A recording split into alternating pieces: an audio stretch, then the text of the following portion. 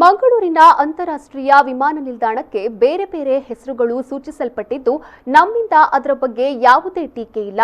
ಆದರೆ ಮಂಗಳೂರಿನ ಅಂತಾರಾಷ್ಟ್ರೀಯ ವಿಮಾನ ನಿಲ್ದಾಣಕ್ಕೆ ಪ್ರಪ್ರಥಮ ಸ್ವಾತಂತ್ರ್ಯ ಹೋರಾಟಗಾರ್ತಿ ರಾಣಿ ಅಬ್ಬಕ್ಕಳ ಹೆಸರಿಡುವುದು ಸೂಕ್ತ ಎಂದು ಉಳ್ಳಾಲದ ವೀರರಾಣಿ ಅಬ್ಬಕ್ಕ ಉತ್ಸವ ಸಮಿತಿಯ ಸ್ವಾಗತಾಧ್ಯಕ್ಷರಾದ ಕೆ ಜಯರಾಮ ಶೆಟ್ಟಿ ಹೇಳಿದರು.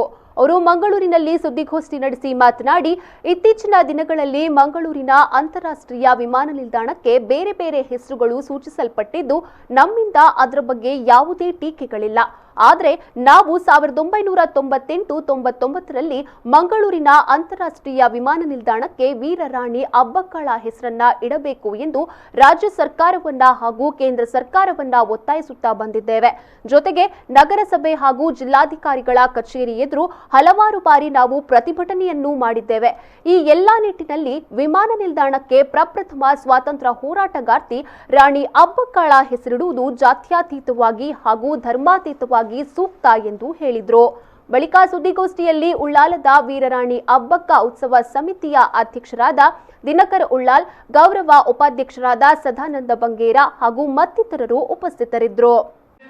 ಬಹಳ ಪ್ರಾರಂಭದಲ್ಲಿ ಅಬ್ಬಕ್ಕಳ ಹೆಸರನ್ನ ಮಂಗಳೂರು ಅಂತಾರಾಷ್ಟ್ರೀಯ ವಿಮಾನ ನಿಲ್ದಾಣಕ್ಕೆ ಇಡಬೇಕೆಂಬ ಹಕ್ಕೊತ್ತಾಯವನ್ನ ನಾವು ಮಾಡ್ತಾ ಬಂದಿದ್ದೇವೆ.